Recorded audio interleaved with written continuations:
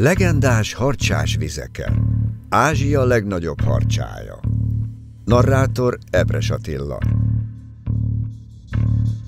A horgászat egy békés, nyugodt sport, de soha nem veszélytelen. A távoli, ismeretlen vizek pedig még több veszélyt rejtenek, mint a hazaiak. Aki ilyen expedíciókat vállal, annak tisztában kell lennie azzal, hogy sohasem lehetünk 100%-ig biztonságban. No de milyen veszély leselkedhet egy biztonságos nagy hajón egy olyan horgászra, aki bejárta az egész világot, és a legveszélyesebb helyekről is úgy tért haza eddig, hogy a hajaszála sem gördült.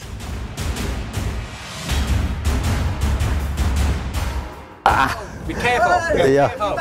Most már érzem. Nem tudod dobni, Gábor? Nem, teljesen lezsugadt a kezem. Igen? De az egész kezem. Ja, pont ideget kapottál? Nem, valami méreg van, ahogy hívják, a tüskéjébe. Mi a helyzet? Jobban vagy? Nem, egyre szarabbul. Ó, basszus. Az orvosok azonnal felismerték a helyzet súlyosságát, és késlekedés nélkül cselekedtek. Gábort kórházi ágyra fektették, és megkezdték a kezelést. Injekciókkal, infúziókkal enyhítették a tüneteket, majd kényszerpihenőt írtak elő neki.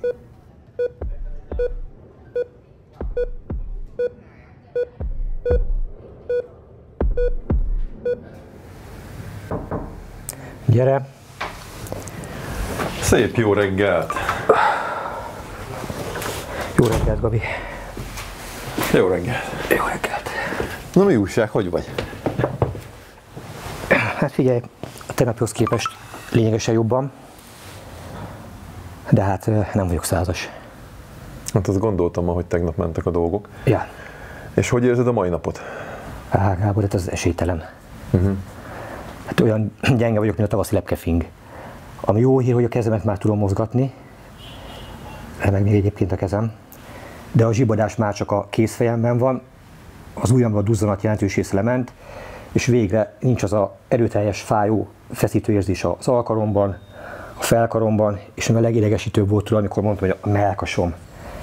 Tehát itt ez a szívkörnyéki, szívszorító, borzasztó érzés volt. Hát nyilván ugye a vérnyomás is megmutatta, 160 volt majdnem a vérnyomásom. Igen. Tehát életemben nem volt nekem ilyen magas vérnyomás, mert 120-130 között szokott normál esetben lenni, de ugye hát hála jó Istennek, pontosabban hála a vietnámi orvosoknak, ezt ugye normalizálták az infúziókkal, meg a gyógyszerekkel. Igen, nagyon profik voltok, tehát azt lehetett látni. Tudom, hogy nem látják ezt a filmet, tudom, hogy nem fog a híre sem eljutni hozzájuk, de azt gondolom, hogy maximális köszönettel tartozunk nekik, hogy ezt ilyen gyorsan, ilyen profi módon és ilyen korrekten intézték. Kaptam egy csomó gyógyszert, nagyon profi módon kivizsgáltak, tehát tényleg nem az volt, hogy csak úgy odajöttek, aztán bekenjük valamivel. A gyógyszerek, amiket felírtak, az elvégzett vizsgálatok, azonnali vérvizsgálat, véreredmény, EKG. Szóval tényleg nagyon-nagyon oda tették magukat. Több orvos, több ápoló, több oroszlán keresztül foglalkozott velem, és az egészben legmegdöbbentőbb, hogy ennek a végösszege talán mennyi? 125 euró. 125 euró, tehát átszámítva durván 50 000 forint volt ez a profi, korrekt orvosi ellátás, tehát tényleg le a kalap előttük, és köszönjük szépen. Van egy ötletem, Gábor. Ugye lenne még 2 napunk, de hát ahogy a dolgok kinéznek, ezt így végig szenvedni semmi értelme nincs. Van még egy új helyszínünk, szerintem fókuszáljunk az új helyszínre, te pihenjél, és újult erővel megfogjuk a nagy halat az új helyszínen. Hát Gábor, én biztos, hogy ma innen nem tudok kikelni. Tehát persze megerőltethetem magamat, csinálhatjuk, de nem teljesen fölösleges szerintem, nem. Ebben nincs ennyi. Ráadásul vagy egy rossz szó, ennek is érzem ide ugyanerre a vízre visszatérni. Nem látom benne a potenciált. Tehát tudod, hogy milyen őrült, elszánt vagyok. Abszolút egyetértek. Szóval, Gábor, én is azt mondom, akkor menjünk a következő helyszínre. Legyen így.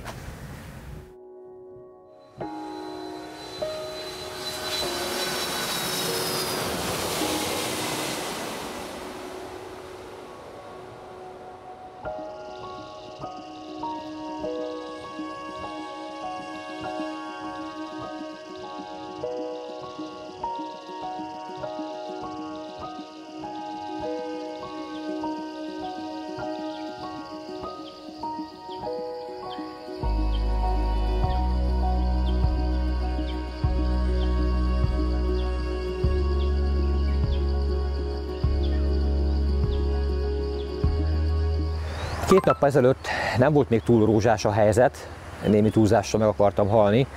Jó, persze, attól még azért messze voltam szerencsére, de tényleg nem éreztem túl jó magamat. Nem is akarok erről többet beszélni, lépjünk ezen túl, de számos alkalommal elmondtam már azt, hogy az élet a legnagyobb rendező. Olyan helyzeteket teremt, amelyekre nem vagyok felkészülve, vagy nem lehet a csapat egyetlen tagja sem felkészülve. Ha a halfogásra fókuszálok, amely ugye a Mekong catfish megfogására irányul, akkor persze lehetne még napokat, heteket, hónapokat eltölteni eredeti életterében, keresve ezt a már unikális halat, de tényleg nem láttuk értelmét, ezért elengedtük, és kezdettől fogva volt egy B-tervünk, amely arról szólt, hogy ha a folyóban nem sikerül megfogni a harcsát, akkor keresünk egy olyan tavat, ahol még lehet ilyen halat fogni. És így jutottunk el a mostani horgászatunk helyszínére, Thaiföldre, az Exotic Fishing Thailand nevű horgásztóra, amely Veszeföldön híres a Mekong catfish állományáról. Tulajdonképpen ez az egyik olyan tó, ami az utolsó menedékhelye, rezervátuma ennek a halfajtának. Mielőtt bárki azt gondolná, hogy innentől kezdve ki van pipálva ez a történet, és némi túlzással csak be kell lógatnom a horgomat, majd a halat megérintenem és nektek megmutatni, na azért ez lényegesen bonyolultabb. Még itt jelen körülmények közepette is. Hogy miért olyan körülményes, miért olyan nehéz megfogni, hamarosan kiderül. Thaiföldön az utóbbi 10-15 évben a horgászturizmus óriási üzletággá fejlődött. A legelső ilyen tó a Gilham's Fishing Resort volt, amely angol tulajdonosa sem hitte, hogy ez alapjaiban változtatja meg Thaiföld horgászturizmusát. Vállalkozása olyan sikeres lett, annyira nagy igény mutatkozott rá, hogy kezdetben szinte licitálva lehetett csak bejutni hozzá.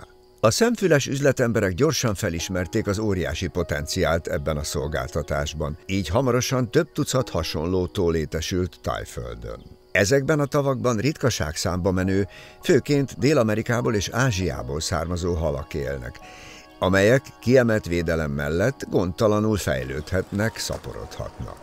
De ezek a tavak nem zártak. A szigorú szabályok betartása mellett a horgászat engedélyezett. Így olyan halakat foghatnak az ide ellátogató horgászok, amelyek megfogásának az esélye a természetes közegükben már vajmi kevés.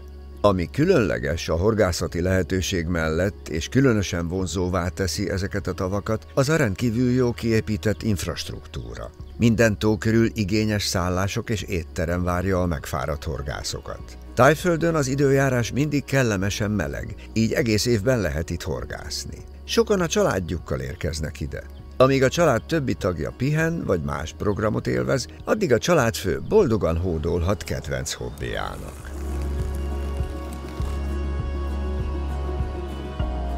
A thaiföldi tavak az Európában is népszerű, intenzíven telepített tavak csúcsát képezik. Felejthetetlen élményt nyújtanak minden ide ellátogató vendégnek.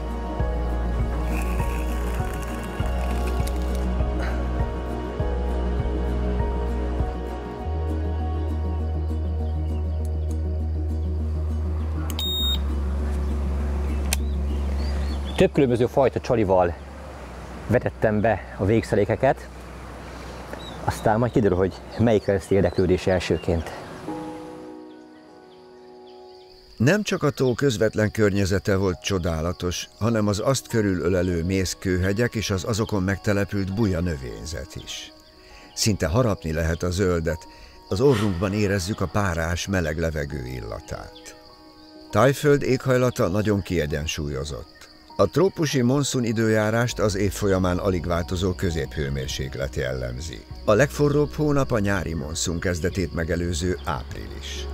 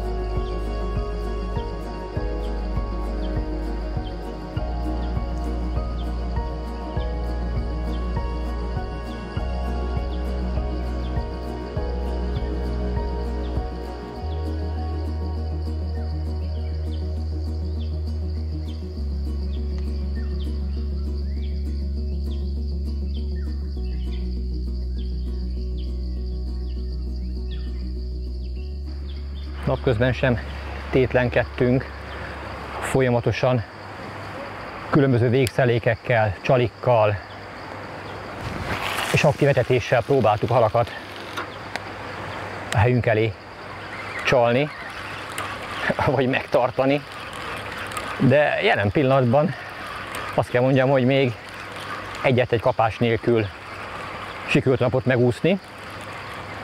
Most délután azt találtam ki, hogy tovább fokozom a etetésnek az intenzitását,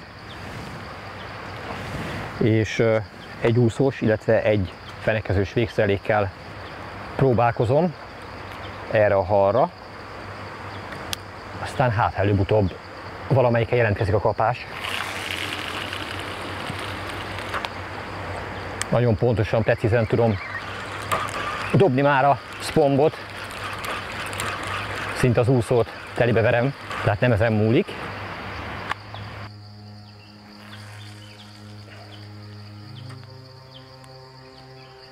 A tó környezete a gondos kezek munkájának köszönhetően olyan, mint egy botanikus kert, amely nem csak nekünk, hanem a benne megbúvó állatoknak is tetszik. A levegőből ragadozó madár pásztázza a tó környékét, könnyű préda után kutatva. Mikor jön az a pillanat, amely minden horgász szívét megdobbantja, amelyre reggel óta vártunk? Most!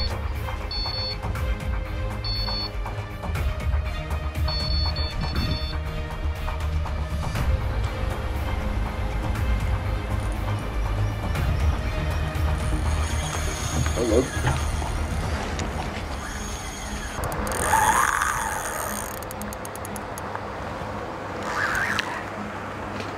Hal van a horgon,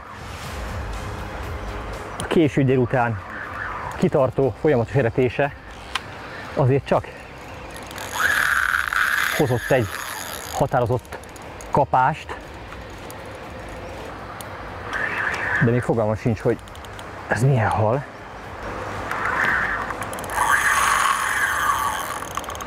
Jó erőben van.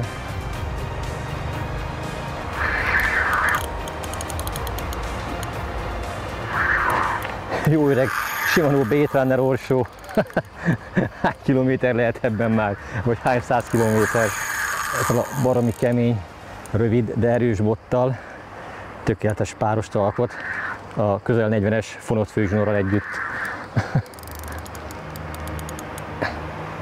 Az úszó már felbukkant itt a part szélében, de halat még nem láttuk. Na milyen hal? Mert van ebben a vízben körülbelül vagy 50 különböző fajta hal, amely verseng a táplálékért, tehát itt csak bizakodó voltam, hogy mekong lesz, de hát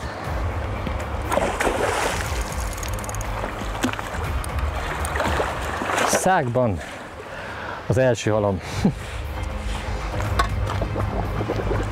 Nagyon fontos a halvédelem, már is friss oxigénnel dúsított hideg vizet kap a hal.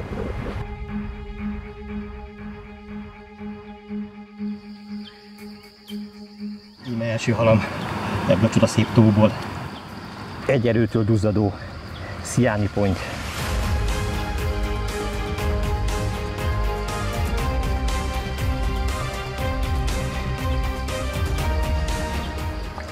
Küldj nekem egy nagy lekonkettist.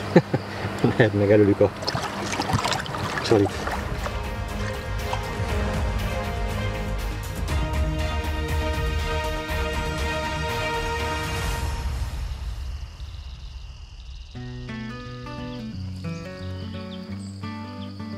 Az első hal megfogása mindig a legnehezebb.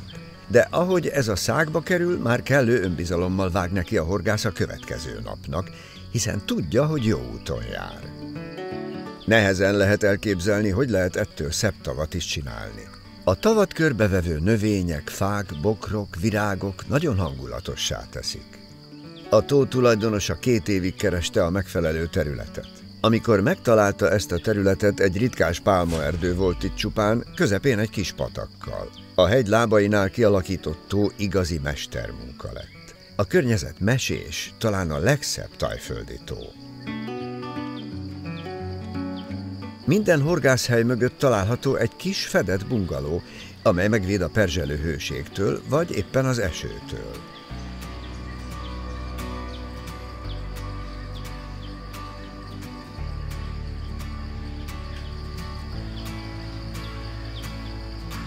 Mindig jön valami újabb ötlet, valami, amit még ki kell próbálni.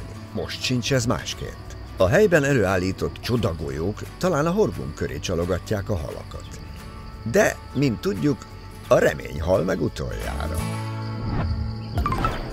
Thaiföld Dél-Kelet-Ázsia egyik legnépszerűbb turisztikai célpontja, amely lenyűgöző természeti szépségeiről, gazdag kultúrájáról és vendégszeretetéről híres.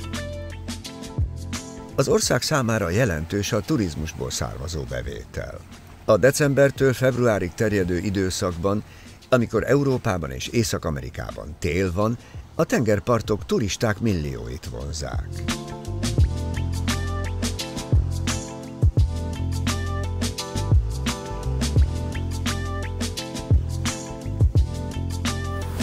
Ha az ország varázslatos tengerpartjait, egzotikus szigeteit, vibráló nagyvárosait magunk mögött hagyjuk, akkor tárulnak elénk Thaiföld változatos tájai. Itt minden utazó megtalálja a számára tökéletes helyszínt.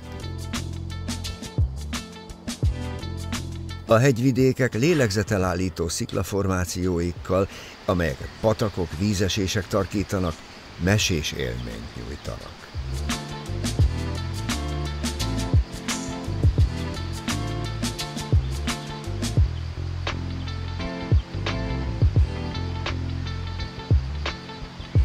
Az ország egyik legikonikusabb szimbóluma az elefánt. Ez a hatalmas, intelligens állat évezredek óta része az ország kultúrájának, vallásának és mindennapi életének. Thaiföld szerte több elefántrezervátum és menedékhely is működik, ahol ezek az állatok biztonságban élhetnek. Itt a látogatók etethetik, fürdethetik és természetes környezetükben figyelhetik meg őket. E hatalmas emlős mellett eltörpülnek a lepkék, amelyek számára a trópusi éghajlat a rengeteg virággal tökéletes életteret biztosít. Több mint 1200 féle lepkefaj él Thaiföldön.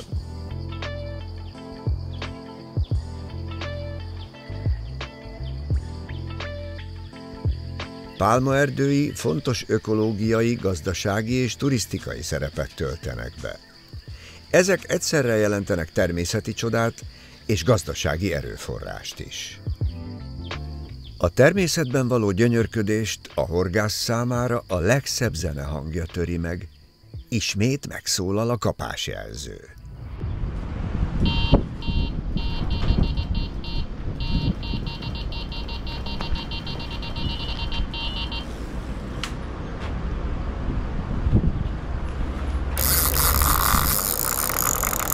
Új nap, új remények.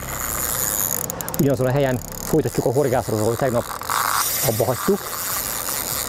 Viszont most a reggeli órákban is érkezett már valami a Bolgyi Csalira. Gábor, légy szíves, vedd ki azt a két botot, mert útban van. Bátortalan kapás volt, de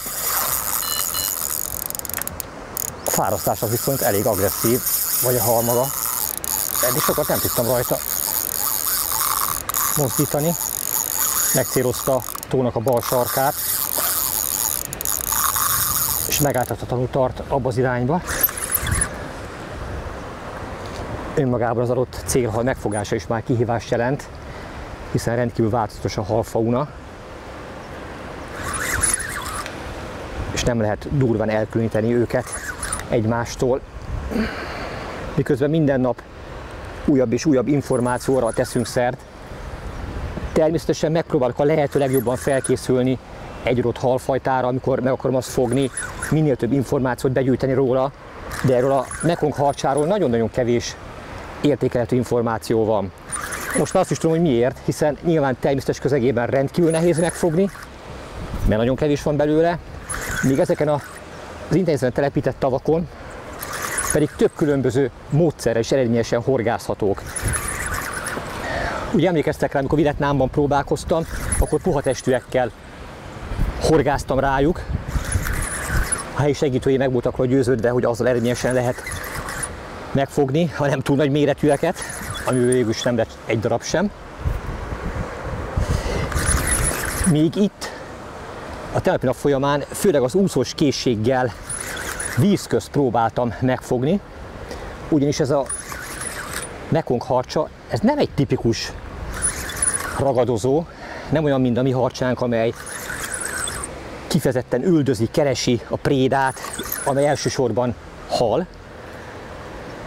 A mekong harcsa az megeszi a vízben levegő planktonokat, kishalakat, tulajdonképpen folyamatosan, mint egy nagy busa, úszik a vízben, szűri annak a tartalmát, és minden, ami a szájába kerül, azt megeszi. Ezért eredményesen lehet rá horgászni víz közt, úszós módszerrel, jól felhőző etetőanyaggal, és akár egy üres horoggal alatta. De ugyanakkor felveszi a mederfenéken lévő csalit is, megeszik mindent, igazi mindenevő.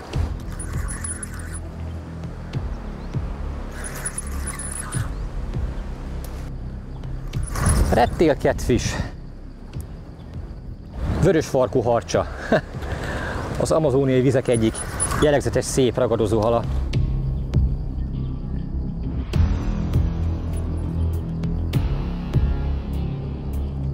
Nagyon szép, dekoratív, talán az egyik legdekoratívabb harcsafajta.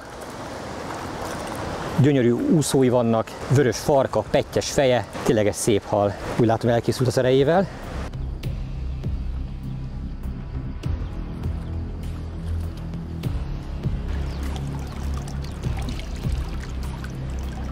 Milyen szép színes. Jó vaskos, súlyos hal.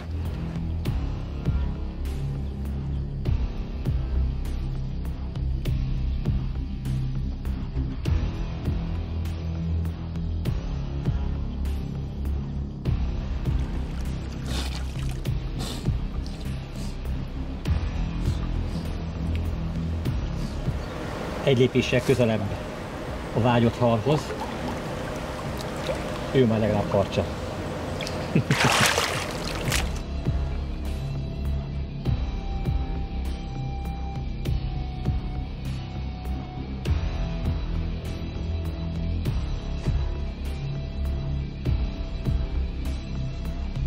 Az újabb sikeres fogáson felbuzdulva a csalik próbálgatása, az újabb csali kombinációk bevetése magasabb fokozatra kapcsolt. Lehet, hogy gyakrabban kellene ezeket váltogatni?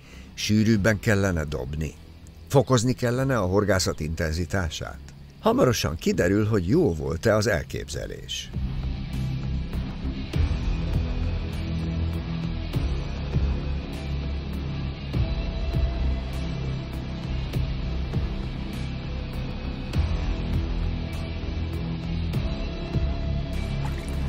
Kettő végszerelék esetében etetőkosár található a főzsinórom, és abba ez az etetőanyag kerül, amely tulajdonképpen egy ilyen rizsőrlemény. Ha jól fordították, akkor, vagy jól értettük a helyi segítőnk által elmondott dolgokat, akkor ez tulajdonképpen a rizsnek a héja, amely nagyon jól tapad, de ugyanakkor kellően gyorsan oldódik, és nagy felhőt képez. Egy olcsó, egyszerű, de hatékony csalogatóanyag, amelyre minden hal jól reagál ebben a tóban. Ezt megnedvesítem, és ezt gyúrom a kosárba. Itt van ez a helyi bordás kosár, ami a végszerelék lelkét képezi. Alatta egy maximum 15 cm hosszúságú, fonott zsinórra kötött horogelőke, egy vaskos, erős, 1-0-ás horoggal, és hát a csalikat azokat folyamatosan variálgatom, mert nem egyértelmű, hogy melyikre reagálnak a legjobban. Na, ebbe gyúrom bele, ebbe a kosárba ezt a ragacsos kaját több rétegben, hogy minél tovább tartson, és folyamatosan felhőzzön. Nem jó, hogyha egyből kirobban az egész. Olyan, mint egy ilyen paszta, de nagyon ritkán tudom úgy kihúzni 30 perc után, hogy legyen még benne kaja, tehát ez azt jelenti, hogy dolgozik, oldódik. Így néz ki ez a kis gombócka.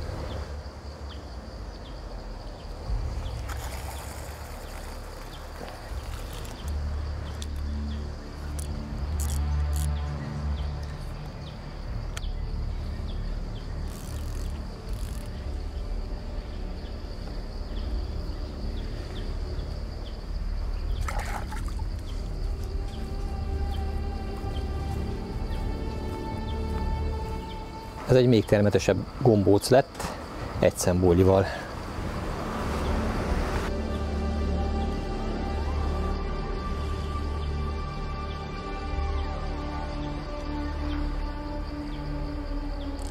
Thaiföld tájképét jelentős mértékben meghatározzák a sok helyen felbukkanó magányos vagy csoportosan kitüremkedő mészkőhegyek. Körülbelül 300-400 millió évvel ezelőtt Thaiföld egy sekély tengeri terület volt. Tengeri élőlények, például kagylók és korallok mészvázai halmozódtak fel az óceán fenekén, és ezekből vastag mészkőrétegek alakultak ki. A földkéreg mozgásai miatt a tengeri üledékek kiemelkedtek, és szilárd mészkőhegyekké alakultak. Az indiai és az eurázsiai lemezek ütközése különösen fontos szerepet játszott ebben a folyamatban. A csapadékban lévő szénsav lassan oldotta a mészkövet, barlangokat és mély szakadékokat hozva létre. Az eső és a folyók tovább erodálták a területet, létrehozva a látványos függőleges sziklatornyokat. A thaiföldi mészkőhegyek nem csak természeti csodák, hanem ökoszisztémák is, amelyek ritka állatoknak és növényeknek adnak otthont. A hegymászók és a turisták körében is népszerűek.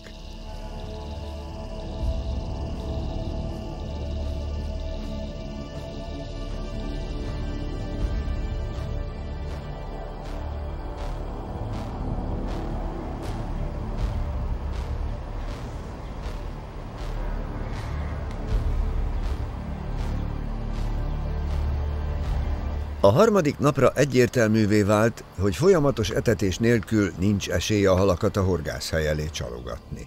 Az állandóan mozgásban lévő, nagyon óvatos halak így is csak perceket töltenek egy-egy hely előtt. Ha ezen rövid időszak alatt találkozik a horogcsalival, amely gyanútlan számára és minden szempontból kifogástalan, csak akkor következhet be a kapás.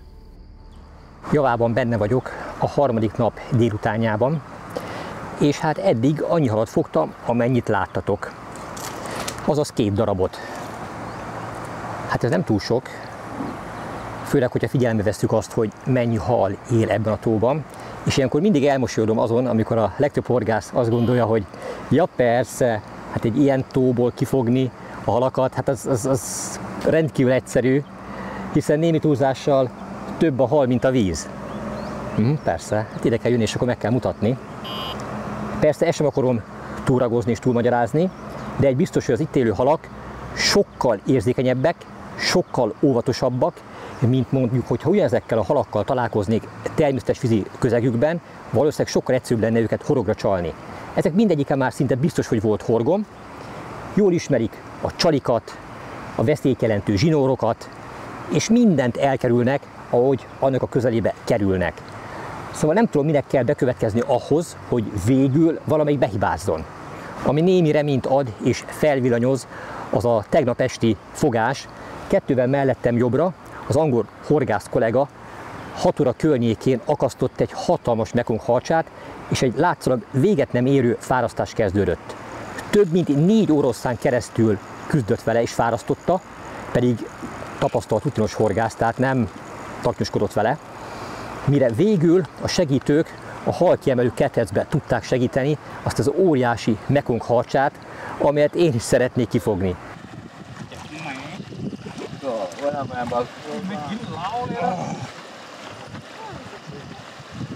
18-rakor akasztotta a halat a horgász, 22-12 perc van, több mint 4 oroszlán volt a fárasztás ideje.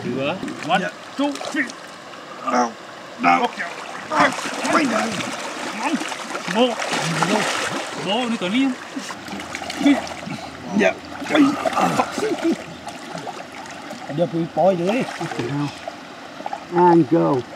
3, 2. Là bố ơi. Cái đuôi phật máu.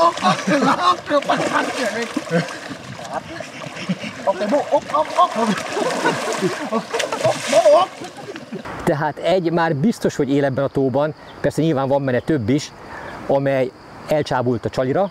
Hát nagyon bízom benne, hogy előbb-utóbb a befektetett munka újfenn megtérül, és az én horgomra is ráakad egy oly nagyon vágyott mekong catfish.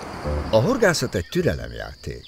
Gyakorta nem lehet siettetni, nem lehet felgyorsítani a folyamatot. A halakat nem lehet parancsszóra horogra keríteni.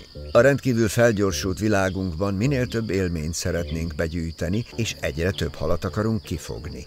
Nagyon rövid idő alatt, hogy elmondhassuk, ez ki is van pipálva. A vadvízi horgászok folyamatosan csatáznak a tavi horgászokkal, mondván egy intenzíven telepített tóból kifogott hal értéke meg sem közelíti az eredeti élőhelyéből kifogott társáét. Mégis azt látjuk, hogy a horgászok jelentős része már csak ilyen tavakon tud és akar horgászni. Csak itt érzi jól magát. Egy biztos, sem ez a tó, sem pedig az Európában egyre népszerűbb tavak nem tudnának fennmaradni és gazdaságosan működni, ha nem lenne rájuk igény. Aki pedig horgászik mindenhol, vadvizen és tavakon, az tudja jól, hogy mindig vannak nehézségek és megoldásra váró feladatok. A horgászat egy nagy kirakós játék. Csak akkor lesz sikeres, csak akkor fogjuk meg a hőn áhított halat, ha az utolsó puzzle darab is a helyére került. És ez így van rendjén. Ha mindent jól csinálunk, a legváratlanabb pillanatban is számíthatunk kapásra. Ripszó. A tó egyik különleges harcsa fajtája akadt a horgomra, a frissen bevetett bojlira. Ez már olyan csúnya, hogy szép.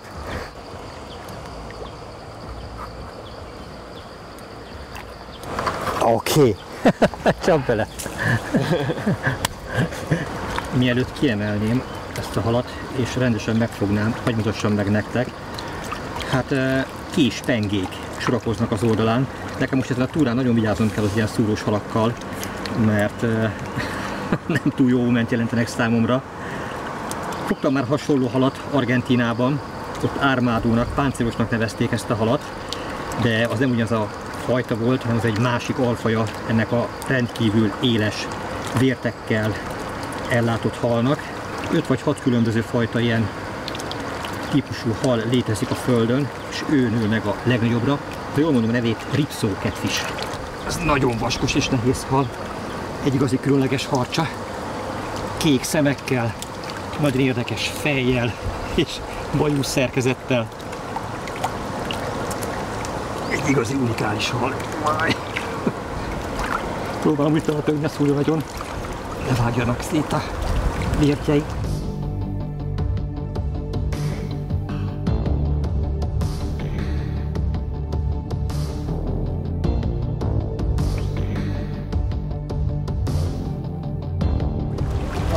Egy újabb különleges harcsa, amely a bakancslistámon volt. Igaz, hogy nem Mekong catfish, legalább ő már ki van pipálva. A helyi szabályok szerint 19 órakor be kell fejezni a horgászatot, az éjszakai horgászat nem engedélyezett. A halak is mintha tudnák ezt, és a legóvatosabbak az utolsó pillanatig kivárnak.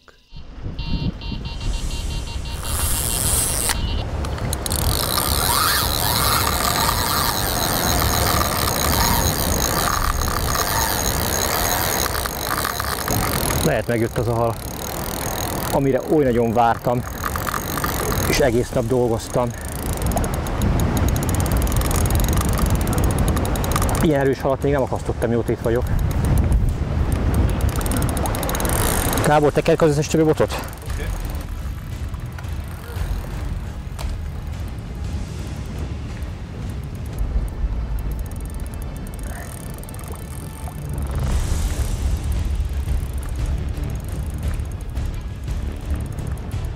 Hét órakor akasztottam a halat. Kíváncsi leszek, hogy mikor kerül part közelbe. Köszönöm szépen. Világít a lámpa? Világít. Ja, kidarod meg, kérlek.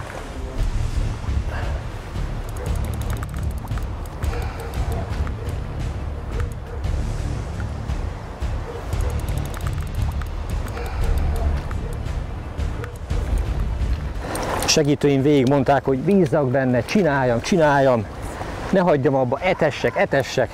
Egész nap megállás nélkül dobtam ezt a rizsport, ami a rizsnek a héjából, meg a jó ég tudja, hogy melyik részéből áll még össze. Egy jó tapadós, jól felhőző keveréket képezve.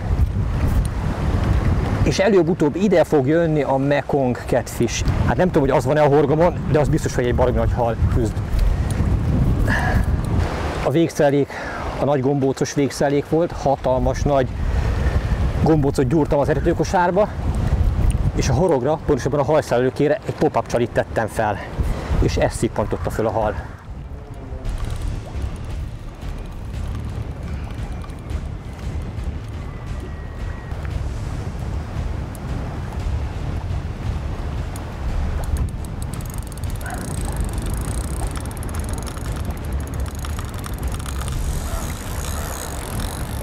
Amikor ő úgy dönt, hogy menni akar, akkor menni akar. Akkor nem lehet megállítani.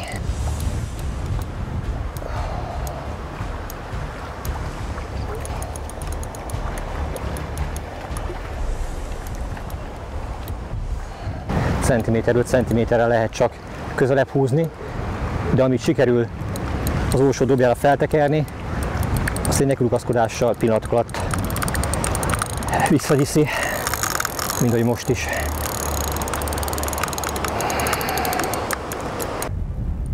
Először még olyan kezes bárány volt, úgy jött felém, valószínűleg még szeregetett egy keveset az eretésen. Megy egy kör. És akkor, amikor megérzi azt, hogy veszélyes lesz a helyzet, csinálj egy hátraarcot. aha.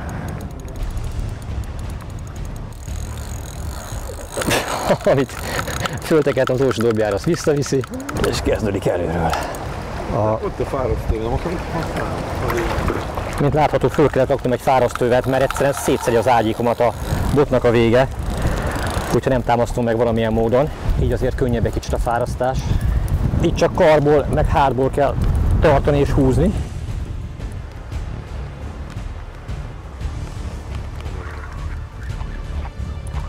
Akkora nagy a hal tömege, hogy egyszerűen nem lehet másként mozgatni, de hát ez ennyi volt.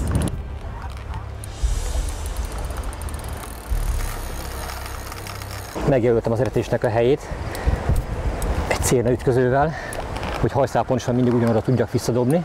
Tehát a hal most 35 méterre van a parttól. Közben teljesen ránk esteledett, teljesen besötétedett. A korom sötétben megy tovább ez a fárasztás.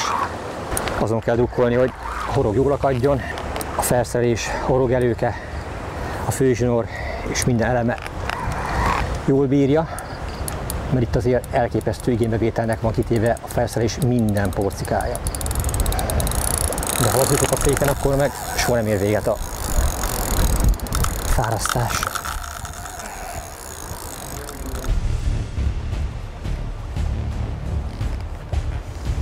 Totyogok szépen hátra.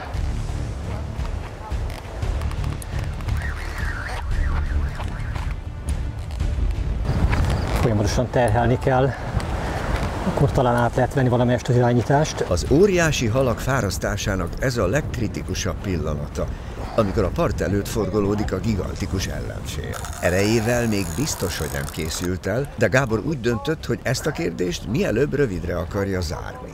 Esélyt sem adva az óriásnak a visszatörésre. Vajon sikerülni fog? Az itt élő halakat tilos partra emelni.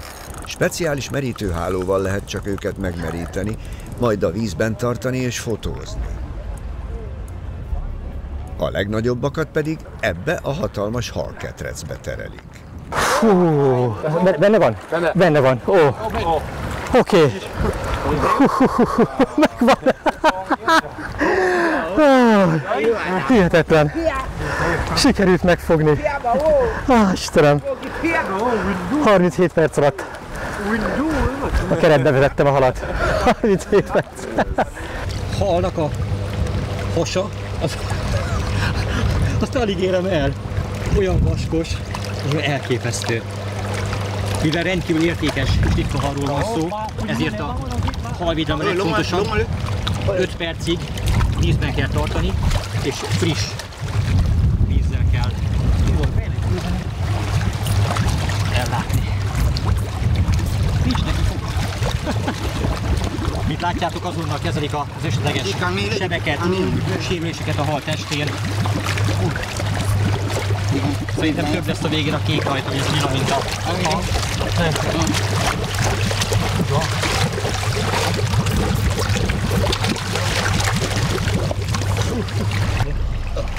Bom nó, cứ ta bao được cái. Okay, 1, 2, 3.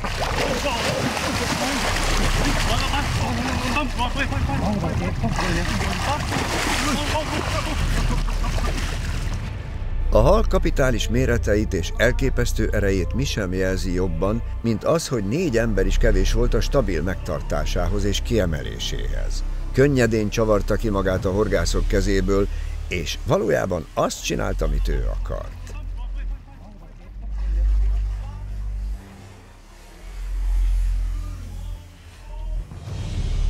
Eddig sem volt kérdés, de ez most újfent bebizonyosodott. A vízben ő az úr.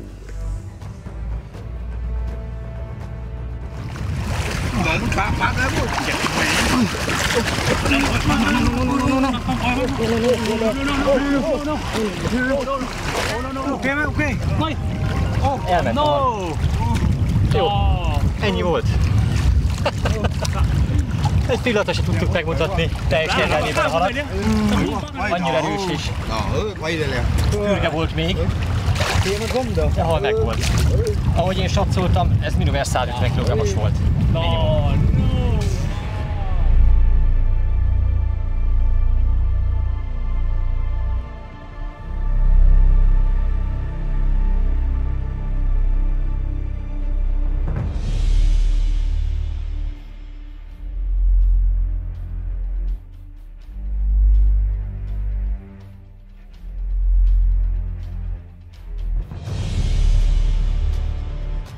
Egyik szemem sír, a másik nevet, mert tényleg, hála a jó égnek, sikerült megfogni a Mekong harcsát. Teljesült a vágyam, amiért ezt a túrát megszerveztük Gábor barátommal. Teljesült a vágyam, és megérinthettem, kifáraszthattam, kőkemény, közel 40 perces fárasztás után sikerült ebbe a ketrecbe belevezetni, de igazából a halat megutatni nem tudtuk. Láthatok belőle, amit láttatok, de azt gondolom, ez is önmagában sokkoló, mert egy ilyen intenzív, kőkemény fárasztás után is ez a hal tulajdonképpen még nem volt elfáradva.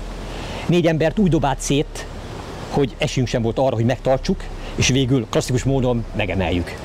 Nem baj, jó helyen van, vízben van, úszik tovább, és a hal megvan.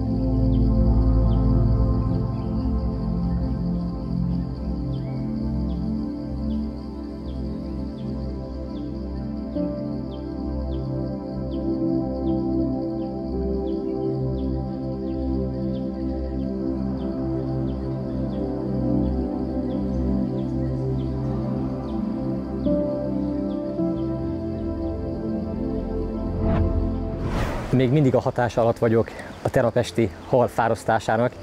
Alig bírtam elaludni, és még nehezebben bírtam felkelni, de hát ettől a jobb baj ne legyen. Így egy kicsit nehezen indult ez a mai nap. A reggelinél beszélgettünk a tó tulajdonosával, és a videófelvételeket áttekintve mondta, hogy ez bizony a tó egyik legnagyobb, hanem jelen pillanatban a jegyzett legnagyobb Mekong harcsája. A méreteiről érdemes azért néhány szót szólni. Ugye megmutatni nem tudtuk, bár ott a vízben való birkózás közben azért látszottak a elképesztő méretek. Amikor a haltartó ketrecben, vagy nem is tudom, minek nevezzem, volt a hal, akkor próbáltam így alányúlni, és egészen mélyre kellett lenyúlnom, hogy egyáltalán a hasa alját megérinthessem. Tehát a halnak a magassága az minimum 1 méter volt. Tehát elképesztő, hogy milyen magas volt a hal, és amikor szemből a száját, a fejét próbáltam megfogni, az pedig ilyen vaskos volt. Belenyúltam többször a szájába, a szájperemét megtartva próbáltam megtartani, hogy ne ússzon el. Éreztem, hogy nincsenek benne fogak, viszont rendkívül kemény, nagyon-nagyon vaskos az ajka, a szájpereme, tehát ez valami elképesztő. Na most nyilván ez a rendkívüli vastagság, ez a hihetetlen magasság adja a halnak a kapitális méretét és elképesztő testsúlyát, amit a tógazda is minimum 150 kilósra satszolt. Nem kérdés, hogy ez eddigi horgászpályafutásom legnagyobb harcsája. Ma is próbálkozom, egy kisebbel is beérem, amit ha tudunk, akkor megmutatunk, de ha már nem jön több, akkor is maximálisan elégedett vagyok, hiszen teljesült a túra, teljesült a vágyam. És épp ideig megmutattam azt a szereléket, azt a metodikát, azt a módszert, amivel sikerült horogra csalnom ezt az óriást. Egy rendkívül egyszerű végszerelékkel sikerült horogra csalni. Nincs kapás. Egy házilag készített etetőkosár, amely felül meg van ütköztetve, és azon egy 2-es számú horoggal ellátott pop-up. A horogelőke hossza 12 cm. Ez a pop-up golyócska a teljes horogelőkét megemeli, amely az etetőkosárból kioldódó etetőanyag felett lebeg. Ebbe gyúrom bele a már korábban bemutatott jól tapadó, de kellően gyorsan oldódó rizs őrleményt, rizshéj, vagy a rizsnek nem tudom mely részét tartalmazó porból készült etetőanyagot. Jó nagy gombócot kell gyúrni, a ferszelés bírja, és nyilván minél tovább marad a horog körül etetőanyag, annál ritkábban kell dobni, kevésbé zavarjuk a helyet. Bár etetni folyamatosan kell, mert csak úgy lehet a környéken portyázó halakat a horog köré csalni. Ez a gombóc legalább egy 350-400 g, de a felszerelés abot ezt könnyedén bejuttatja a kívánt távolságba. És van itt még egy apróság, egy fontos kiegészítő, amit az első napokban nem használtam, de gyorsan felismertem ennek a szükségszerűségét. Ez pedig egy zsinórsüllyesztő nehezék. Most ezt persze leszedem, mert nem ezzel együtt fogom bedobni. A bedobás után ráhelyezem a zsinórra, és ezáltal lesüllyesztem a zsinóromat, esélyt sem adva arra, hogy az óvatos halak véletlenül megérezzék a főzsinóromat, vagy beleúsztanak abba. Mivel a mederfenékhez van itt tapasztva a zsinórsüllyesztő nehezék segítségével, így könnyedén el tudnak felette úszni, gyanútlanul tudnak az etetésen bóklászni.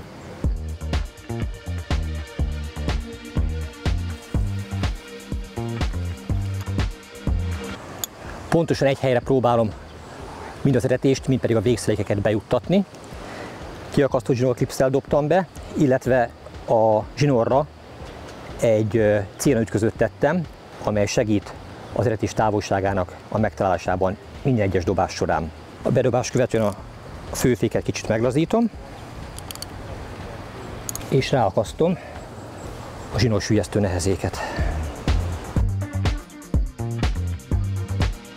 35, maximum 40 méterre horgászom, nem kell nagy távolságba horgászni. Ott már eléri a meder a teljes mélységét, amely 4-4,5 méter.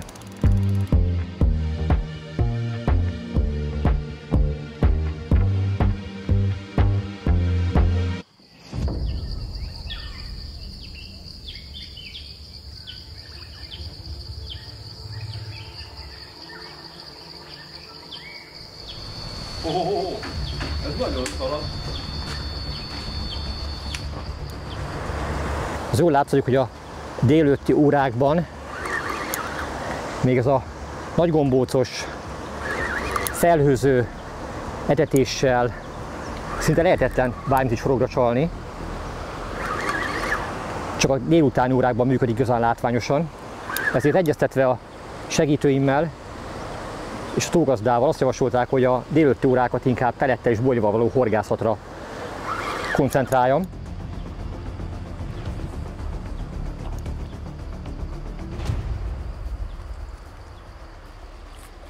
Van némi gubanc.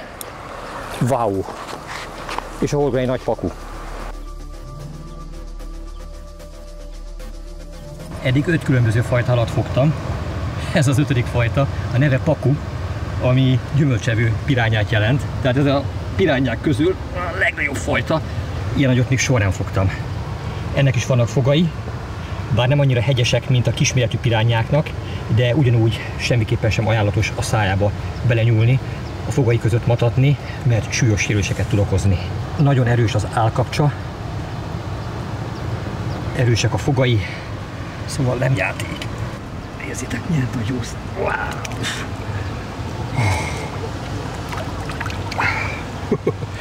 Hatalmas nagy tepsi. Gyönyörű a farokúszója. Nagyon szép.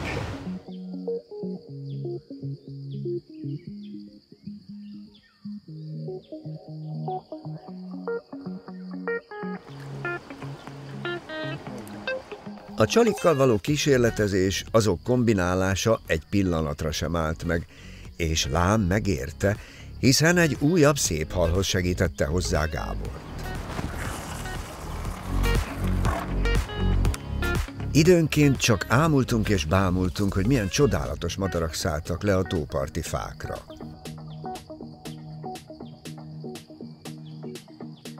Kicsit távolabb pedig színpompás lepkék gyülekezőjét tudtuk szemügyre venni.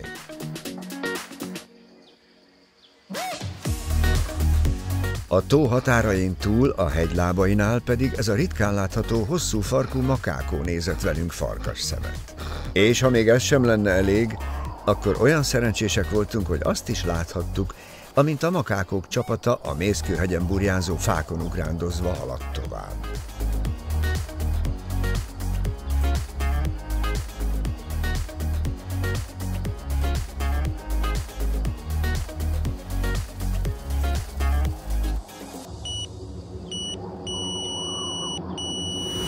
Ez a hal a nagy gombócos, popapos szereléket markolta el. Fogalmam sincs, hogy mi lesz ez. Eddig két egyforma alatt még nem sikerült megfognom. Hirtelen azt érzem, hogy elmegy, leakad, aztán közben utána belehúz. Teljesen másként húz, mint az eddigiek. Minden kapás meglepetés.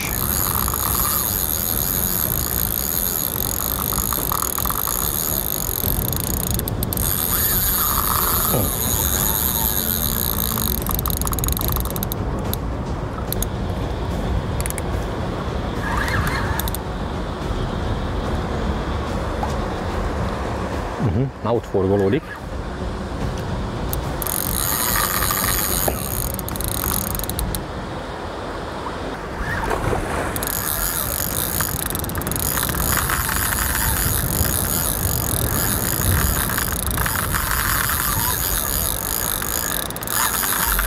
Wow!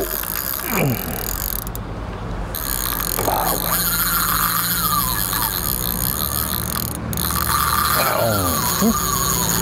De jó erőben vagy.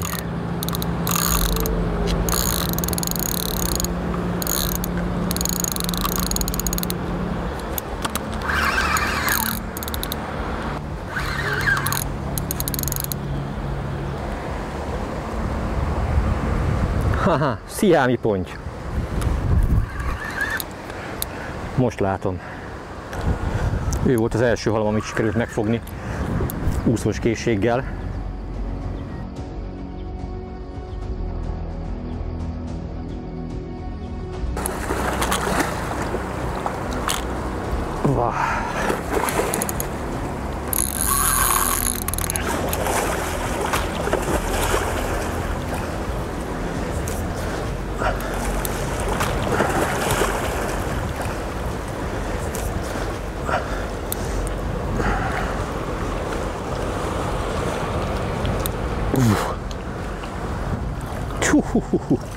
Ez igen.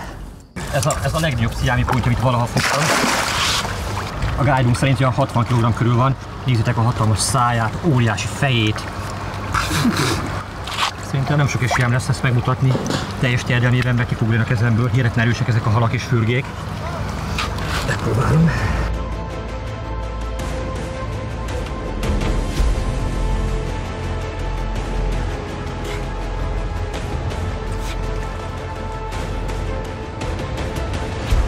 Óriási nagy. A sós ezt is megadta, hogy megfoghassam életem legnagyobb sziámi pontját. Nehezen indult ez a túra, nagyon nehezen. De lám a végére csak kikerekedik, és a sors mindig kegyes azzal, aki megdolgozik a sikerért. De továbbra sincs lazsálás, ha halat akarunk fogni, etetni kell. Lehet ezt etetőlapáttal vagy etetőrakétával is végezni, lényeg, hogy mindig jusson be csalogató anyag a vízbe.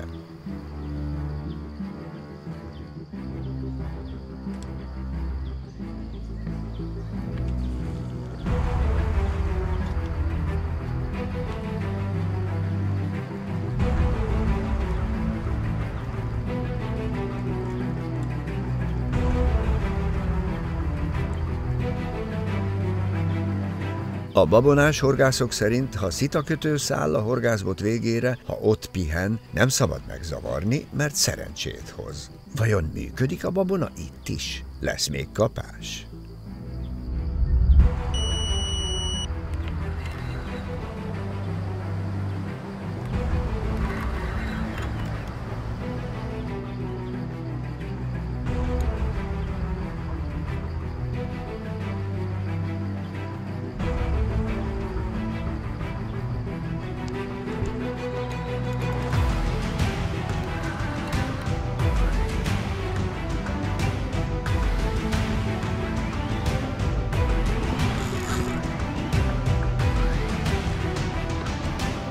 Ripszó.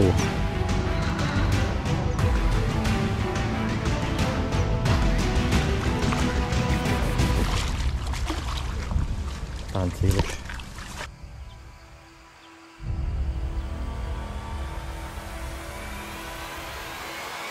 Komolyan fel van vértezve a jószág.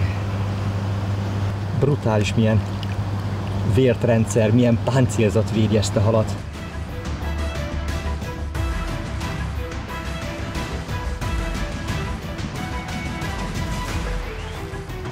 Milyen különleges és szép hal.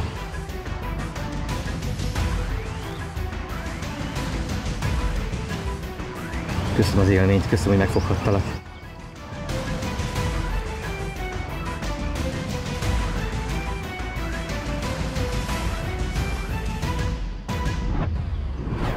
A túra végéhez közeledve sok gondolat felötlik bennem. Hát ez a túra olyan volt, mint egy hullámvasút, egyszer fent, egyszer lent. Ami megtörténhetett, az meg is történt, de figyelj Gábor, mindig a végeredményt edzik. Szerintem kihoztuk a maximumot, amiért jöttünk, azt el is tettük, mi kell még? Mégis megvalósult minden, amit szerettünk volna. Az út sosem könnyű, de ezt már megtapasztaltuk ezerszer együtt, hogy mindig történik valami, és a túráink általában nem könnyűek, de általában a kitűzött célok sem egyszerűek, de eddig mindent megoldottunk, és a jövőben is meg fogjuk oldani.